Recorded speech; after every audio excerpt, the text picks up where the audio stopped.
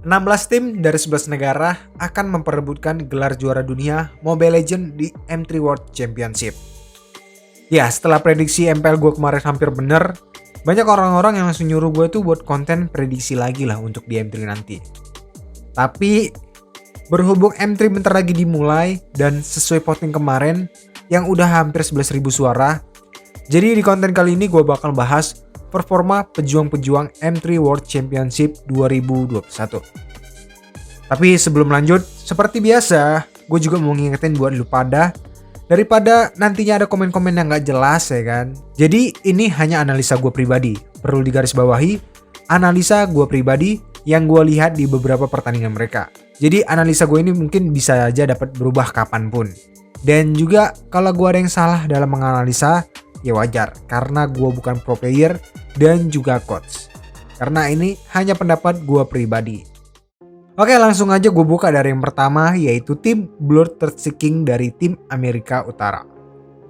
Nah, seperti yang gue bahas di video sebelumnya, tim Bloodthirst King ini dibentuk dari beberapa pemain veteran MOBA. Yang tentunya untuk mendapatkan sebuah chemistry ya bukan hal yang cukup sulit lah untuk mereka ini. Untuk dari segi permainan, tim BTK ini menurut gue cukup solid juga satu sama lain, sama permainan mereka agresif lah. Dan kalau lo lihat, tim BTK ini selalu mendapatkan poin penuh saat melawan tim-tim lain di pertandingan kualifikasi kemarin. Kecuali di partai Grand Final, tim BTK ini sempat kecolongan skor oleh tim Generation X yang membuat tim BTK ini menang dengan skor 3-1. Untuk meta tim BTK sendiri di kualifikasi kemarin, gue lihat di beberapa pertandingan, hyper mereka si Mobajan ini lebih dominan ke hero-hero marksman sebagai hypernya. Seperti Roger, Granger, Yesun Shin, sama Nathan. Dan untuk roamer mereka yaitu si Shark, menurut gue mempunyai hero yang fleksibel juga. Karena dia bisa menggunakan hero-hero tank sama hero-hero support seperti Rafaela dan juga Mathilda. Karena kita tahu tim-tim pro player sekarang ini lagi banyak menggunakan meta-meta healer di beberapa pertandingan kemarin. Apalagi di patch sekarang, hero-hero marksman ini lagi di buff semua kan.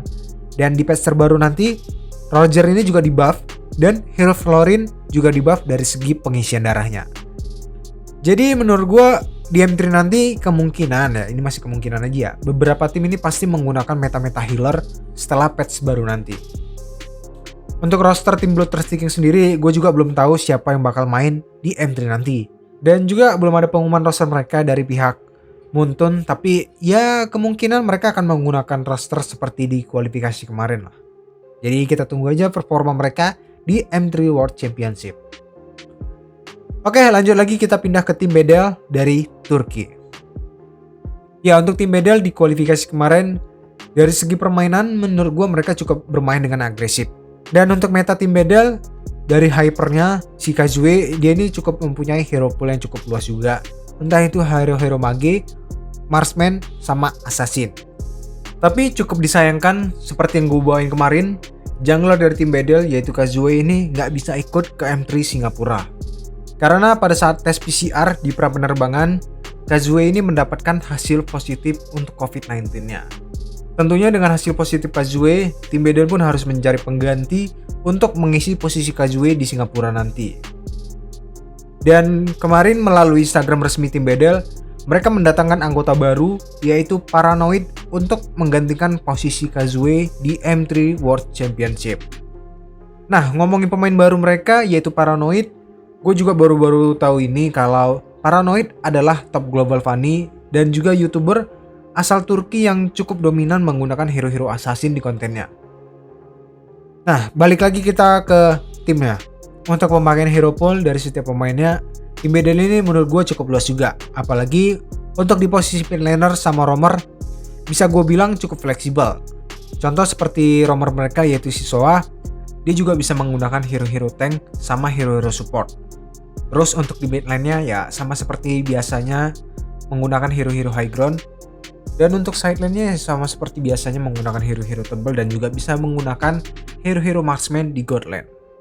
Dan untuk roster mereka nantinya yang akan bermain di M3 ada Alien, Asmo, Fairway, Yunsin, dan juga Paranoid. Jadi ya kemungkinan dengan waktu yang sebentar lagi dimulai, tim Bedel ini pastinya harus ngebangun chemistry lagi lah dengan pemain baru mereka, agar ya bisa beradaptasi untuk menghadapi tim-tim lain. Oke, next kita pindah ke tim GX Squad dari Timur Tengah.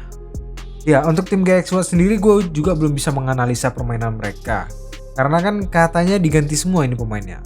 Nah, tapi ngomongin tim GX Squad sendiri, kemarin sesuai pernyataan resmi Moonton, tim Akatsuki ini belum bisa menyiapkan berkas-berkas dengan waktu yang telah ditentukan oleh pihak penyelenggara. Dan setelah berkomunikasi lebih dari 1 kali, tim Akatsuki ini juga nggak bisa memberikan informasi yang lengkap. Selain itu, setelah memastikan tim Akatsuki nggak ikut menjadi perwakilan, pihak penyelenggara ini menghubungi juara 2 mereka dan juara 3 untuk melakukan kualifikasi perwakilan Timur Tengah untuk di M3 World Championship. Dan setelah melakukan penilaian menyeluruh, pihak penyelenggara ini memutuskan untuk memilih tim GX Squad sebagai perwakilan Timur Tengah untuk di M3 World Championship. Nah, kita tahu yang cukup kontroversial kemarin adalah pergantian pemain tim GX Squad. Dan sampai sekarang, gue juga belum bisa mendapatkan jawaban yang cukup fix lah atau cukup puas juga. Tapi, menurut beberapa kabar dari orang-orang, katanya kalau untuk pergantian pemain sebenarnya diperbolehkan karena Timur Tengah sendiri belum menjadi franchise league. Dan setelah itu, tim Akatsuki sendiri katanya juga telat untuk ngasih data ke pihak penyelenggara. Tapi selepas dari masalah pergantian pemain tersebut, kalau dipikir-pikir, logo dan nama tim mereka juga bisa kena copyright juga kan dari serial anime Naruto. Jadi ya mungkin itu termasuk permasalahan mereka juga gitu. Oke, lanjut lagi kita ke tim Na'Vi dari Rusia. Ya, seperti yang gue bahas kemarin, tim Na'Vi adalah tim yang tadinya bernama Deospol, yang udah mengikuti 3 kali kejuaraan M-World Championship.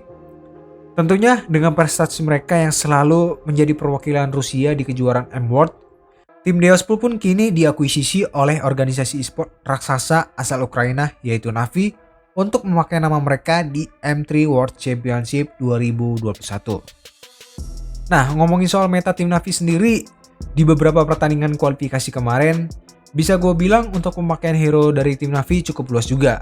Kalau dari hyper mereka, yaitu Mar, bisa menggunakan hero-hero assassin, dan juga pernah menggunakan meta hyper tank seperti Barat di kualifikasi kemarin. Untuk dari segi mid laner, si Sunset Lover juga bisa menggunakan hero-hero high ground dan sempat menggunakan hero-hero marksman di mid laner seperti Brody dan juga Beatrix. Untuk roamer mereka, si Sao juga bisa menggunakan hero-hero tank dan juga hero-hero support seperti Mathilda. Jadi ya tentunya dengan pemakaian hero pool yang cukup luas dari mereka, kemungkinan tim Na'Vi ini akan cepat beradaptasi untuk menghadapi tim-tim lain di M3 World Championship. Dan untuk roster mereka, nantinya yang akan bermain di M3 adalah Sunset Lover, Mar, Lil, Defender, Nagib, dan juga Sawo. Oke, lanjut lagi kita pindah ke tim Malvinas Gaming dari Latam atau Amerika Latin. Nah, untuk Malvinas Gaming juga tim yang tadinya bernama Neo Fighter dan kemudian diakuisisi oleh Malvinas Gaming sebelum pertandingan Grand Final Latam Championship. Dari segi permainan mereka juga cukup solid satu sama lain. Dan untuk meta tim Malvinas Gaming juga cukup dominan ke hero assassin dari hypernya yaitu Queen. Tapi mereka juga pernah menggunakan hyper Karina dan menggunakan Aldos hyper saat di Grand Final kemarin. Wih, itu cukup keren juga tuh. Nggak hanya hypernya aja yang mempunyai hero pool yang cukup luas, pemain lainnya juga mempunyai hero yang cukup fleksibel seperti hero mereka yang bisa menggunakan hero-hero tank dan juga support. Selain itu untuk mid lane-nya masih sama dengan menggunakan hero-hero high ground, dan untuk side lane-nya mereka juga bisa menggunakan hero-hero marksman di god lane. Untuk roster mereka yang akan bermain di M3 nanti ada Harley, Queen, Steve, Sing, dan juga Eldrian. Jadi tentunya cukup menarik juga untuk kita tunggu performa dari tim Malvinas Gaming di M3 nanti. Oke, lanjut lagi kita pindah ke tim Red Canids dari Brazil. Ya, tim Red Canids sendiri selain berhasil menjadi juara di MPL Brazil, mereka juga berhasil menjadi juara di Liga Latam kemarin. Dan mengenai performa mereka, tim Red Canids tim yang cukup solid juga satu sama lain, apalagi mereka udah menggunakan meta-meta healer yang tentunya cukup berpengaruh juga untuk di patch sekarang ini. Untuk penggunaan hero pool hyper mereka yaitu Jump Style, juga mempunyai hero pool yang cukup luas, bisa menggunakan hero-hero assassin, hero-hero mage seperti Karina, dan pernah menggunakan Baxia Hyper di Grand Final MPL Brazil kemarin. Selain itu untuk roamer mereka yaitu Luna mempunyai hero pool yang cukup fleksibel, menggunakan hero-hero tank dan hero-hero support seperti Angela dan juga Estes. Di side lane mereka cukup mendukung dengan patch sekarang yang menggunakan hero-hero marksman untuk di god laner. Untuk roster tim Red Canids nantinya ada Luna, Upa, Akashi, Frost, Jumpstyle, dan X-Maniac. Next kita pindah ke tim yang terakhir yaitu runner up MPL Brazil yaitu tim Vivocade. Untuk tim Vivocade juga tim yang cukup kuat dari Brazil karena mereka selama di regular season MPL Brazil hanya menerima 1 kekalahan. Selain itu, mereka juga terus bertemu dengan tim Red Canids saat di Grand Final MPL Brazil dan juga Latam Championship.